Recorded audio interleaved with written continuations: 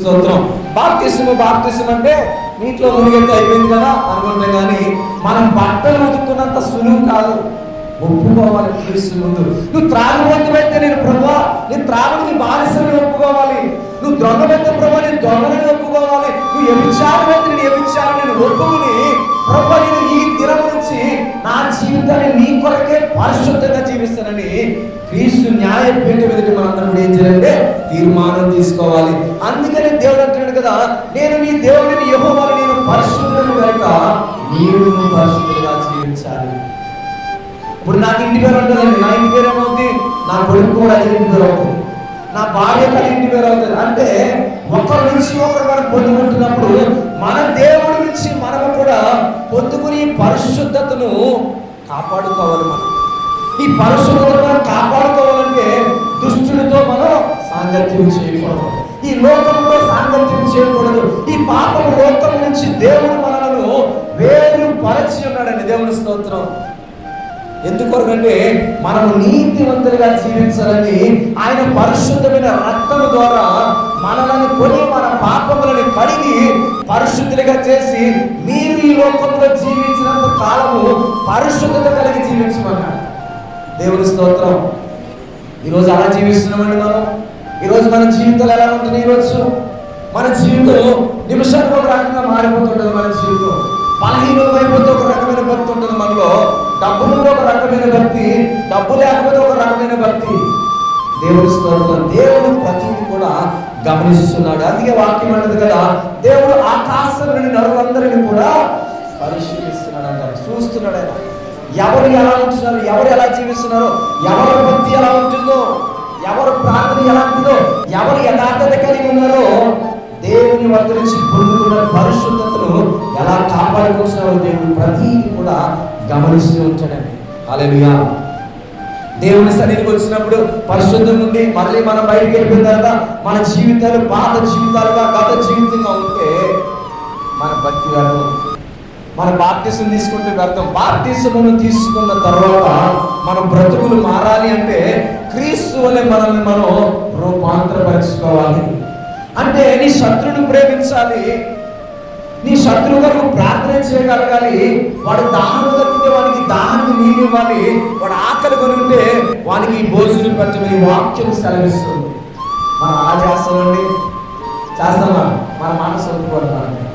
మన ఏమనుకుంటాం తెలుసా, నేను ఎందుకు పెట్టగలిగి, ఆ రోజు నువ్వు ఇలా మాట్లాడావు కదా, మన ఆ రోజు గుర్తు లేదా అని మనం మనలను హెచ్చించుకుంటూ దిగజారిపోతున్నాం. ఈరోజు మన జీవితాన్ని మనం క్రీస్తు కొరకు కట్టుకోవాలి కానీ మనుషుల కొరకు కాదండి. దేవుని స్తోత్రం. ఇంకొక మాట చూద్దాం. లేవీయులకు రాసిన కాండం 19వ అధ్యాయం 2వ వచన భాగం. 19:2. మీరు పరిశుద్ధులై ఉండవలెను, మీ దేవుడిని యెహోవానగు నేను పరిశుద్ధుడనే ఉన్నాను. దేవుని స్తోత్రం. ఇప్పుడు మా నాన్నగారికి ఒక 2 సెంట్ల భూమి కానీ 2 ఎకరాల పొలం కానీ ఉందనుకో, అది ఎవరిదవుతుందండి? కొడుకుగా నాదే కదా. అంటే తండ్రికి ఉన్నది ఏదైనా కానీ తన పిల్లలకే సంక్రమిస్తారు. అంటే మన తండ్రిలో ఉన్నది ఏంటంటే పరిశుద్ధత. దేవుని స్తోత్రం. మన పరమ తండ్రి ఇక్కడ మాట్లాడుతున్న మాట, మీరు పరిశుద్ధులై ఉండవలెను, మీ దేవుడిని యెహోవానగు నేను పరిశుద్ధుడు. అంటే మన తండ్రి పరిశుద్ధుడు అంటే మనం పరిశుద్ధులమా కాదా? మరి మనం పరిశుద్ధంగా జీవిస్తున్నామండి. ఈరోజు మన పరిశుద్ధతను చూసి సమాజం గుర్తిస్తుందా? మన పరిశుద్ధతను బట్టి సమాజంలో అనేకులు మారు మనసు కలిగి జీవిస్తున్నారా? మన పరిశుద్ధతను బట్టి సమాజము మీరు క్రీస్తు బిడ్డలని గుర్తిస్తుందా? అంటే మన పరిశుద్ధత ఎలా ఉంది ఈరోజు మనల్ని మనం పరిశీలన చేసుకోవాలి. హల్లెలూయా. అర్థమవుతుందా? మాటలో స్పీడ్గా చెప్తున్నాను, అర్థమవుతుందా? దేవుని స్తోత్రం. హల్లెలూయా. అందుకని అంటున్నాడైనా, నేను పరిశుద్ధులను కనుక నా పిల్లలైన మీరు కూడా పరిశుద్ధంగా ఉండాలి. ఇప్పుడు నాకు 2 ఎకరాల భూమి ఉందనుకో, అది నా పిల్లలకే కదా. తండ్రిగా నేను అంటాను కదా, నా తర్వాత 2 ఎకరాల భూమి నీకే. నేను ఎలాగైతే నా బిడ్డలకి చెప్తానో మన దేవాది దేవుడు కూడా అదే అంటున్నాడు, మీరు పరిశుద్ధులై ఉండవలెను. ఎందుకనగా మీ తండ్రి పరిశుద్ధుడు. మీ తండ్రి నోటి నుంచి వచ్చే మాట పరిశుద్ధం, ఆయన క్రియలు పరిశుద్ధం, ఆయన ఆలోచనలు పరిశుద్ధం. ఆయన ఏమి చేసినా పరిశుద్ధతతో కూడిన పనులు చేస్తాడు. దేవుని స్తోత్రం, హల్లెలూయా. కానీ మనం ఏం చేస్తుంటాం అంటే మనుషులు మాటలు వింటాం, దేవుని మాటలే పెడచెవిన పెడతా ఉంటాం. ఆదివారం విన్న వాక్యం సోమవారానికి గుర్తుండదు, వచ్చే శుక్రవారం వాక్యం ఆదివారానికి గుర్తుండదు. అంటే మన భక్తి ఎలా ఉంది ఈరోజు? మరి ఎలాంటి పరిశుద్ధత కలిగి జీవిస్తుంది ఈరోజు అంటే మన హృదయాన్ని దేవునికి పూర్తిగా మనం సమర్పించట్లేదు. దేవుని స్తోత్రం. దేవుడు అడుగుతున్నాడు కదా, నీ హృదయం పరిపూర్ణంగా కావాలంటున్నాడు. అదే నీవు నాకు అర్పించి అర్పణ అంటాడు ఆయన. దేవుని స్తోత్రం. కానుకలు కాదు, నీ ఆస్తి కాదు, నీ డబ్బు కాదు, నీ హోదా, నీ పరపతి కాదు, కానీ నీ పరిపూర్ణమైన హృదయాన్ని దేవునికి సమర్పించడమే అర్పణ. దేవుని స్తోత్రం, హల్లెలూయా. అందుకని ఇక్కడ దేవాతి దేవుడు అన్నాడు పరిశుద్ధతను కోరుకుంటున్నాడు. మనలో డబ్బు కోరుకోవట్లేదండి, మనల్ని ఉద్యోగస్తులను చూడాలని కోరుకోవట్లేదు, లేదంటే మనల్ని మంత్రులుగా ఎమ్మెల్యేలుగా ఉండాలని దేవుడు కోరుకోవట్లేదు. దేవుడు ఎలా ఉండాలని కోరుకున్నాడో ఆ దేవుని కోరిక చెప్పుని మనం ఉంటున్నామా? ఈరోజు క్రియలు జరగట్లేదండి, నాకు స్వస్థత రావట్లేదండి, నా జీవితంలో అద్భుతం జరగట్లేదంటే దేవుడు కోరుకున్నగా ఆయన కోరుకున్న విధంగా నీవు ఉంటేనే కదా, ఆయన ఆశపడినట్లు నీ జీవితం ఉంటేనే కదా, నువ్వు దేవుడికి నీవు పరిపూర్ణంగా సమర్పించుకుంటేనే కదా. ఈరోజు మన జీవితం సమర్పణ జీవితం ఎలా ఉంది ఈరోజు? హల్లెలూయా. మనం అంటూ ఉంటాం కదా, బ్రదర్ నీకేం తెలుసు నా భక్తి? నాకు తెలియకపోవచ్చు, కానీ దేవుడికి తెలుసు. దేవుని స్తోత్రం, హల్లెలూయా. ఆయన ఆకాశం నుండి నరులందరూ పరిశీలిస్తున్న దేవుడు. ఎవరు యథార్థత కలిగి జీవిస్తున్నారో, ఎవరు దేవుని యందు భయభక్తులు కలిగి జీవిస్తున్నారో నిత్యం కూడా చూస్తున్న దేవుడు. హల్లెలూయా. అందుకని ఈరోజు మనం మాట్లాడుకునే మాట, మన దేవుడు ఈ లోకంలోనికి పరిశుద్ధులుగా జన్మించాడు యేసు ప్రభు. అవునే కాదా? మనలాంటి జన్మ జన్మించలేదేనా? మన జన్మకు ఆయన జన్మకు ఎంత వ్యత్యాసం ఉందంటే, మన తల్లి గర్భంలో విలువబడిన దినం నుంచి కూడా మనం పాపంలోనే ఉన్నాం, కానీ ఆయన జన్మలో పాపము లేదండి. దేవుని స్తోత్రం. అంటే దేవుడు అదే కోరుకుంటున్నాడు. నికోదేముడు అంటాడు కదా, నికోదేము అంటాడు కదా, మరలా నేను ఎలా జన్మించాలయ్యా పాపం లేదంటే, అప్పుడు దేవుడు అంటాడు అనమాట, మనలో పాపాన్ని మనం ఒప్పుకుని విడిచిపెడితే దేవుడు మన జీవితం మరలా నూతనపరిచే దేవుడు. అవునా కదా? ఒప్పుకుంటాం కానీ విడిచిపెట్టాం, మనం కప్పుకుంటాం మనం. అవునా కదా? ఏం చేస్తామంటే ఎందుకు ఒప్పుకోవాలండి, నేను ఎవరికి చెప్పుకోవాలి అని మనం అనుకుంటూ ఉంటే, కానీ దేవుడు అంటాడు కదా, దావీదు చేసిన పాపముల నుంచి దావీదుని మళ్ళీ పరిశుద్ధతలోకి దేవుడు నడిపించాడు. దేవుని స్తోత్రం. దావీదు కూడా పాపం చేసిన వాడే, దావీదు కూడా దేవుని మొక్కలు చూడలేకపోయేవాడే, ప్రభుని పిలవడానికి కూడా అర్హత కోల్పోయిన వ్యక్తినే మరలా దేవుడు అన్నాడంటే నా ధ్యానుసారమైన ఆశీర్వాదం. దేవుని స్తోత్రం. ఎందుకని అలా జరిగిందంటే, దావీదు ఒప్పుకుని విడిచిపెట్టి పశ్చాత్తాపడ్డాడు. తను ఏడుస్తుంటే ఆ గదిలో నీటిలో తన బరువు తేలుతుండేదంట. హల్లెలూయా. అంటే మన ప్రార్థన ఎలా ఉందో చూడండి సార్. మనం అంత కఠినమైన ప్రార్థన చేయగలుగుతున్నామా? లేదంటే దేవుడి దగ్గర మనం అలా ఒప్పుకుంటూ పశ్చాత్తాపడుతున్నామా? పశ్చాత్తాపం వేరు, ఒప్పుకోవడం వేరు. హల్లెలూయా. పశ్చాత్తాపం ఆ హృదయం రావాలంటే దేవుడు మనకి అనుగ్రహిస్తేనే. ఆ హృదయం రావాలంటే దేవుని సన్నిధిలో నువ్వు ఎంత కృంగిపోవాలంటే, ప్రభువా నేను చేసిన పాపాలను నేను నిన్ను పిలవలేకపోతున్నాను, ప్రభు నీ స్వరం వినలేకపోతున్నాను, నీ మాటలు వినలేకపోతున్నాను. కానీ మనం ఏమనుకుంటామంటే ఈ ఆధారం కావాలి, ఇంకొక ఆధారం చూసుకున్నాను. అవునా కాదా?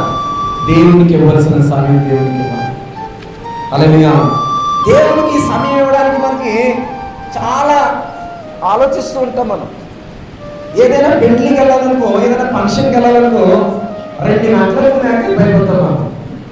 మరి మన పరిశుద్ధులైన దేవుని దగ్గరికి రావాలంటే ఇంకా ఎలా మనం ఆలోచన చేసుకుందాం, ఇంకా ఎంత బిఫోర్గా మనం ఉండాలి. ప్రభుని యేసుక్రీస్తు వరకు తెల్లవారుజామున 3ంటికి కొండ మీదకి వెళ్ళి ఏకాంతమైన ప్రార్థన చేసేవాడు. ఎంతమంది ఏకాంత ప్రార్థన చేస్తామండి? మనం 3ంటికి లేసి 3 కాదు కదా, 6 అయినా రావాలి. సెల్ ఫోన్లో అలారం పెట్టుకుంటాం, అలారం ఉంటుంది, మళ్ళీ బంద్ చేస్తాం, మళ్ళీ అలారం పెట్టుకుని మళ్ళీ చక్కగా నిద్రపోతూ ఉంటాం. చూసారా? మన భక్తి ఎలా ఉంది, మన జీవితాలు ఎలా బాగుంటాయి, మనం ఎలా బాగుపడతాం, మన రోగాలు ఎలా పోతాయి. మనం అనుకుంటున్నాం కదా, ఆదివారం చర్చికి వెళ్తే ఒక మాట ఉంటుంది కదా, నీ మందిర ఆవరణలో ఒక దినములుగా 1000 దినములు వేసేస్తా. మనం ఏమనుకుంటామంటే ఒక రోజు నుంచి 1000 రోజులు ఆధారపడిపోయింది అనుకుంటాం. అక్కడే ఒక లాజిక్ కొండ కింద చదివితే 1000 దినాలు కూడా రోజుతో సమానం ఉంటుంది. అలాగే మనం తెలివి ఎలా ఉంటుందంటే ఒక్కరోజు అంటే చాలు ప్రభు, 1000 రోజులు వెళ్ళిపోయినంటే నేను అనుకుంటాం. మన కింద వాళ్ళకి ఎందుకు చదవమా కింద అంటాడు, ఒక లాజిక్ అనమాట. అలాగే ప్రియ దేవుని పిల్లలరా, ఈ రోజు మనం నేర్చుకోవాల్సిన మాట ఏంటంటే పరిశుద్ధత. పరిశుద్ధంగా మనం జీవించినప్పుడు ఈ లోకం మనల్ని ద్వేషిస్తూ ఉంటుంది. మనకి కష్టంగా ఉంటుంది మాటలు తీసుకోవడం, చాలా బరువైన మాటలు మనకు తగులుతూ ఉంటాయి. ఈ లోకం ఎంతకాలం మనం వేధిస్తూ ఉంటుంది. ప్రభువుని యేసుక్రీస్తు పరిశుద్ధుడేనే కదా ఆయన మీద నిందల మోపడం మొదలెట్టింది సమాజం. ఆయనను దొంగగా చిత్రీకరించాలని కొద్ది సమాజం, ఆయన చేస్తున్న అద్భుత కార్యాలను బట్టి, ఆయన నడుస్తున్న ఆ పరిశుద్ధమైన నడకను బట్టి శాస్త్రులు పరిశుద్ధులు అందరూ ఏమన్నారంటే ఆయన మీద నేరారోపణ చేస్తున్నారు. దేవుని స్తోత్రం. అందుకే ఆయన వాక్యం ఉంటుంది కదా, నీతివంతునికి కలుగు శ్రమలు అనేకం. నువ్వు ఎప్పుడైతే నీతిగా జీవించాలనుకుంటావో ఎక్కడో ఉన్న అపవాదిగడు పరిగెత్తుకొని వచ్చేస్తాడు నీ దగ్గర. హల్లెలూయా. వాడు వచ్చి నీ జీవితాన్ని తల క్రిందులుగా చేస్తుంటాడు. ఇంకా నీ జీవితం గత జీవితాన్ని ఇంకా అదే తీసుకొస్తుంటాడు. నువ్వు క్రీస్తులో నువ్వు ఎలా జీవిస్తున్నావు ఆ జీవితాన్ని ఏం చేస్తాడంటాడు, మార్చివేసి నేను ఒక దొంగగా చిత్రీకరిస్తుంటాడు. అందుకే అక్కడగా మనం చదువుకున్న వాక్యంలో అపవాదితో మనం చూడకూడదంట. దేని కొరకు? అబద్ధ సాక్ష్యాలు పలికించేవాడు. మనలను మోసకరమైన వ్యక్తులుగా మనం చిత్రీకరించేవాడు. అపమంచుని ఎంత చక్కగా మోసం చేశాడంటే ఆ పండు తింటే అమరులు అయిపోతారు. అప్పటి వరకు ఆ పండుగకి అందంగా కనిపించలేదంట. ప్రతిరోజు చెట్టు కింద ఉన్నారా, చెట్టు కిందే పండుగలున్నారు, తిరుగుతున్నారు, ప్రతిరోజు చూస్తున్నాడు. వాడు ఏం చేశాడంటే ఒక కనిపెట్టి అంటారు తెలుసా, మ్యాజిక్ అంటారు. మ్యాజిక్ ఉన్నది లేనట్టుగా చూపిస్తుంటారు. వీడు అపవాడు ఏం చేశాడంటే ఆ రోజు ఆ పండుగకి రమ్యంగా చూపించాడు, అందంగా. ఎలాగైపోయారంటే అట్రాక్ట్ అయిపోయి ఆ పండుగకి చూడగానే పండు తినేయాలి. మనం అనుకుంటాం లేదా, ఏదైనా మనకి నచ్చిన వస్తుందనుకో అటు ఇటు చూస్తే ఎవరేమనుకుంటారో ఆలోచించు, ఏం చేస్తాం, గుడికి వదిలేసేస్తాం. అపవాది ఏం చేశాడంట, అంతవరకు వాళ్ళ కన్నులకి దాన్ని వేరే రకంగా కనబడితే ఆ రోజు ఏం చేసింటే రమ్యంగా చూపించడని ఆది కాండంలో మనం చదువుకుంటాం. మనం పరిశుద్ధతని ఎక్కడ కోల్పోతామంటే ఈ నేత్రము ద్వారా కోల్పోతాం. అందుకే నేత్రాశ్రమం కూడా అంటాడు.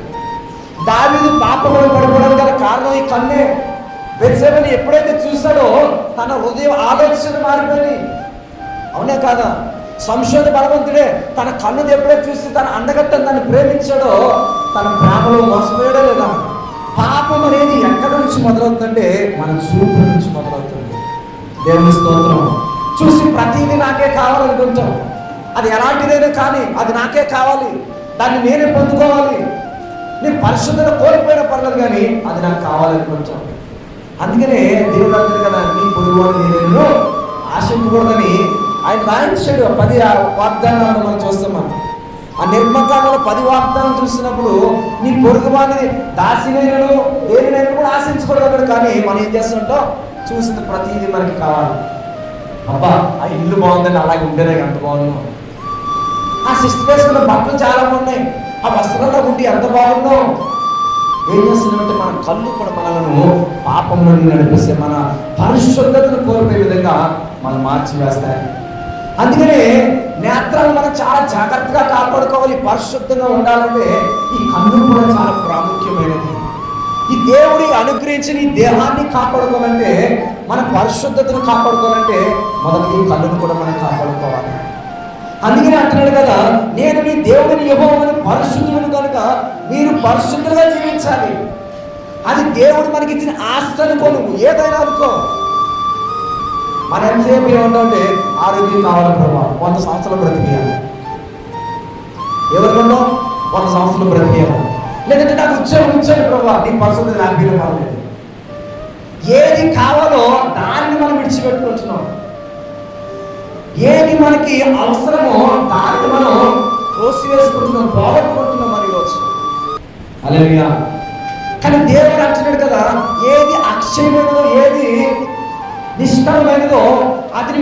వివేచించాలి. నువ్వు ఏది యోగ్యమైనది ఏది అయోగ్యమైనదో దేవుడు వాక్యం ఉన్న వాక్యం కూడా ఆయన అంటాడు కదా, యోచించి తెలుసుకోమంటున్నాను. రుచి చూడాలి మనం. ఇప్పుడు భోజనం చేసినప్పుడు ఏం చేస్తాం? వండేటప్పుడు స్త్రీలు రుచి చూస్తారు లేదా, సాగు సరిపోయిందో లేదా, యెహోవా ఉత్తముడైన ఆయనని రుచి చూసి మనం గుర్తు తెలుసుకోవాలి. హల్లెలూయా. మనం బంగారం కొంటాం, బంగారం కొనేటప్పుడు ఆల్మార్క్ చూసుకుంటాం, ఈ వేలికి ఉంగరం సరిపోతుందనే చూసుకుంటాం. బట్టలు కొనేటప్పుడు ఈ బట్టలు నాకు సరిపోతుందేమో మనం వాటిని ధరించి చూసుకుంటాం. మరి మన జీవితం బాగుండాలంటే ఎలాంటి దేవుడు కావాలో, ఎలాంటి దేవుడిని మనం ఆశ్రయించాలో, వెంబడించాలో మరి చూసుకుంటాం. ఈరోజు మనం ఎవరో చెప్పింది చేసేస్తుంటాం. మనం కష్టం రాగానే దేవుని మర్చిపోతాం, సేవకుని మర్చిపోతాం, సంఘం మర్చిపోతాం, పరిగెడుతూ ఉంటాం. అక్కడికి వెళ్తే చింతకాయల మంత్రాలు రావాలంటే అక్కడికి వెళ్ళిపోతాం. ఇంతకాలము దేవుని సన్నిధిలో ఉండి దేవుని సేవకులు చేసిన ప్రార్థన వ్యర్థమైపోతుంది, నీ భక్తి వ్యర్థమైపోతుంది. మనం అంటాం కదా, తర్వాత పాస్టర్ గారు వాళ్ళు ఎవరు చెప్తే నా అంతరంలో మార్చేస్తూ ఉంటాం. మన దేవుని స్తోత్రం. మన మనసు అలా ఉంటుంది. మన మనసు నిలకడగల మనసు కాదు, మంది నిమిషానికి ఒక రకంగా మారిపోతుంటుంది మన మనసు. ఈరోజు చూడండి, భారతదేశంలో జరుగుతున్న విషయాలు చూడండి.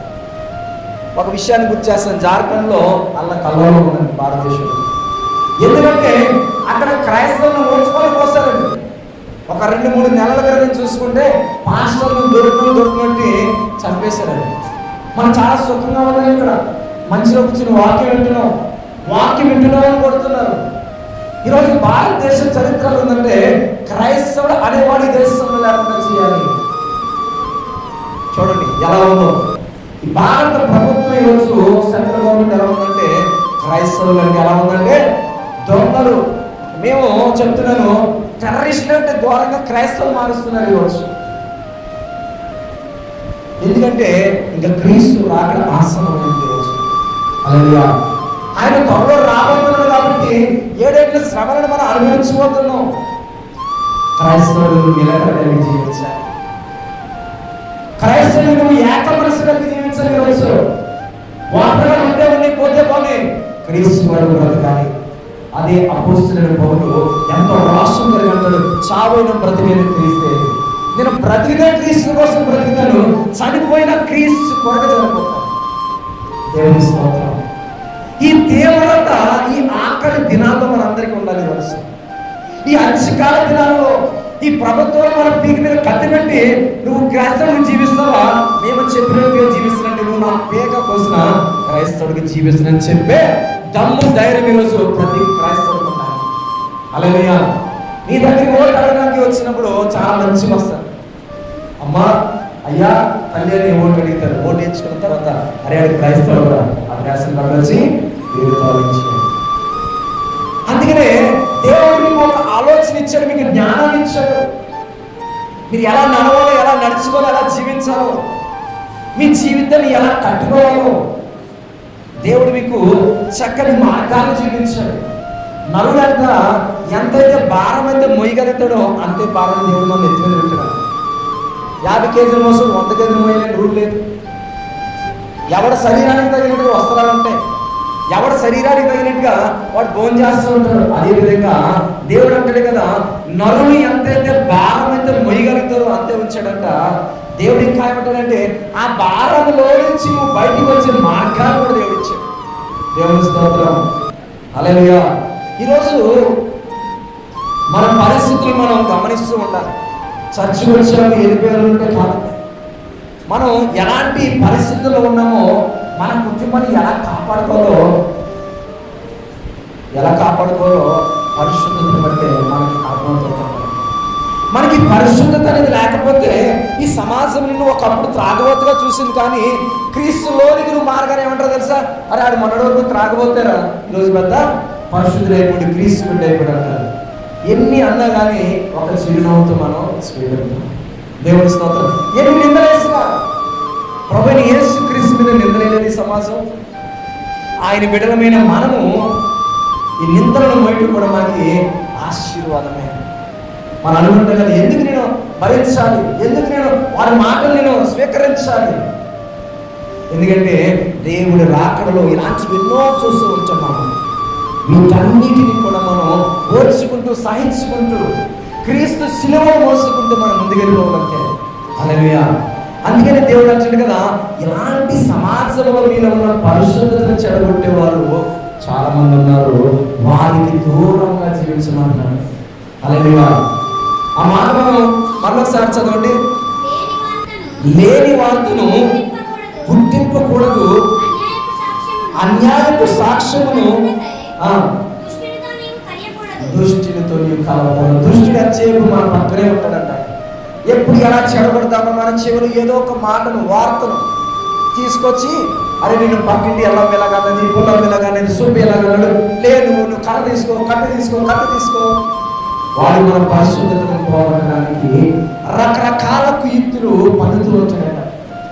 ఏదో రకమైన ఆలోచనలు, ఏదో రకమైన నేను భక్తిని చెడగొట్టేలా, క్రీస్తు నిన్ను దూరం చేసేలా, సంఘాన్ని దూరం చేయాలా, సేవకుల మధ్యలో నిన్ను అవమానపరచాలా అని వాడు ఎన్నో రకాలుగా, లేదంటే మీ సేవకుల గురించే చెప్పొచ్చు, మీ సేవకుడు అలాంటి వాడు.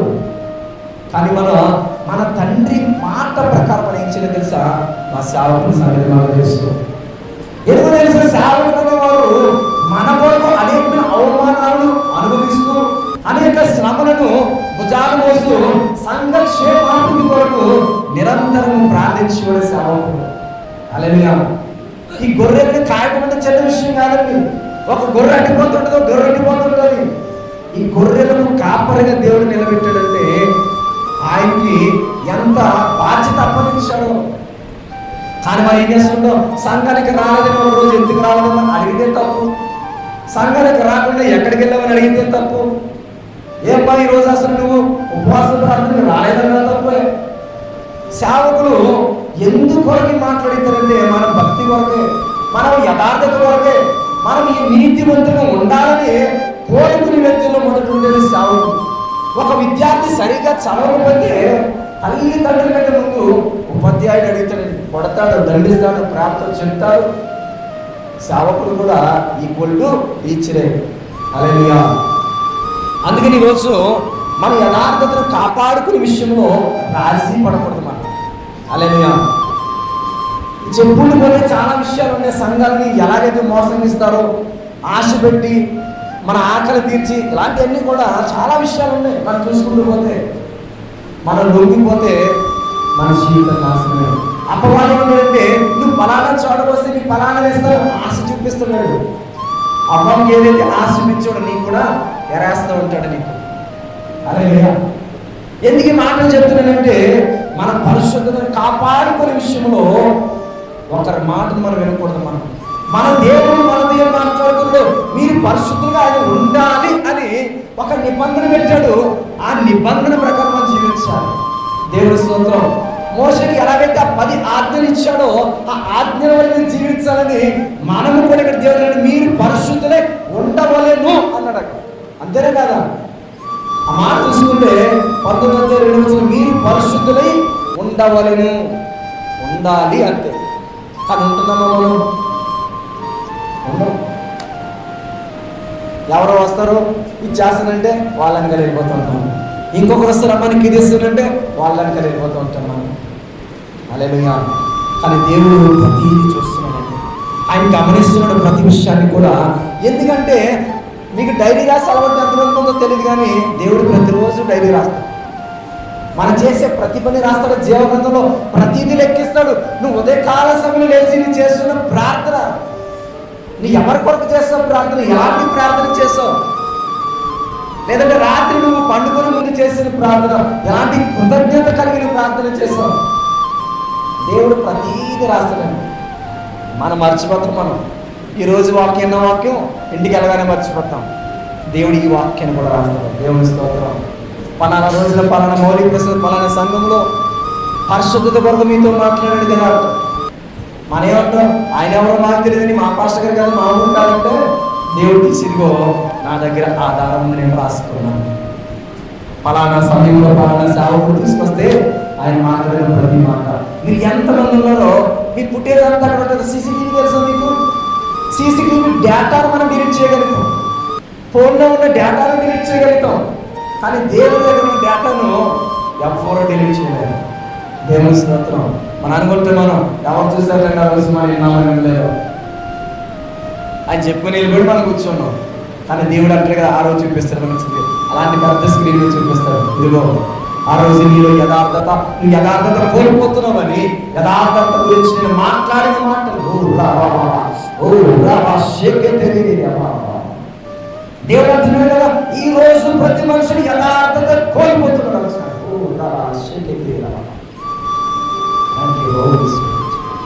ఈ రోజుల్లో మనుషులమైన మనం యథార్థతను కోల్పోయి లోకానికి దగ్గర వెళ్ళిపోతున్నాం. దేవుడు కోరుకున్నది ఏంటంటే ఈ లోకంలో నిన్ను పరిశుద్ధులుగా చూపించాలని, ఈ లోకంలో నుంచి దేవుడిని వేరుపరచాలి.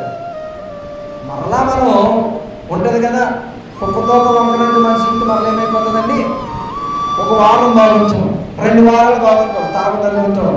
ఏం చేసిన భక్తి ఎక్కువ ఉంటుంది కదా, భక్తి చేసే మన రోజు. కరోనా వస్తుందని ఎవరైనా ఊహించారా? ఇప్పుడు యుద్ధాలు జరిగిందని ఎవరైనా ఊహించారా? ప్రపంచమంతా అల్లకల్లోలం అయిపోతున్నాడు. అప్పుడు చాలా మంది భయపడిపోతున్నారు. ఈరోజు అయ్యో క్రీస్తు అక్కడ రాబోతుంది, నేను మారిపోవాలి, ఈరోజు నా కుటుంబాన్ని మార్చుకోవాలి. దేవుడు ఇంకా మనకు అవకాశం ఇచ్చాడు. ఈరోజు దేవుడు మనకి అవకాశం ఇచ్చాడు, మనల్ని ప్రేమించాడు కాబట్టి, ప్రాణం విలువ ఆయనకి తెలుసు కాబట్టి, మన కొరకు ఆయన కలవరసులుగా చిందించిన రక్తం విలువ ఆయనకి తెలుసు కాబట్టి, మనం ఏమనుకుంటే ఇంకా మనకు ప్రాణం ఉంది కదా అనుకుంటాం. మనం మనలాగే ధనవంతుడు కూడా అనుకున్నాడు కదా, నా ప్రాణానికి నువ్వు కాదు సుఖించు అన్నాడు. ప్రభావం ఈ రోజు నీ రాత్రి నీ ప్రాణాన్ని తీసుకున్నాడు రప్పించాడా, ఇంకేం తింటా, ఇంకేం తాగుతా నువ్వు. హల్లెలూయా. అందుకే వాక్యం మనం చూసుకున్నట్లయితే సూర్య బెచ్చంలో ఒంటె దూరడం సులభం, కానీ ధనవంతుడికి పరలోక రాజ్యంలో స్థానం కూడా చాలా కష్టం. హల్లెలూయా. ఆ యొక్క మరణం సూర్య బెచ్చంలో ఒంటె దూరడం సులభం అంటారు. అసలు దేవుడు ఏ రకమైన ఆలోచన మాట మాట్లాడాడు అంటే, పరిశుద్ధత కలిగిన నీకు ఈరోజు పరిశుద్ధత కోల్పోతే ఆ సూర్య బెచ్చంలో నుండి మనకి మార్గమే లేదు. మనకి ఆ సూర్య బెచ్చం ఎంత ఉంటుందండి, ఒంటి ఎంత ఉంటుందండి మనం చూసుకుంటే.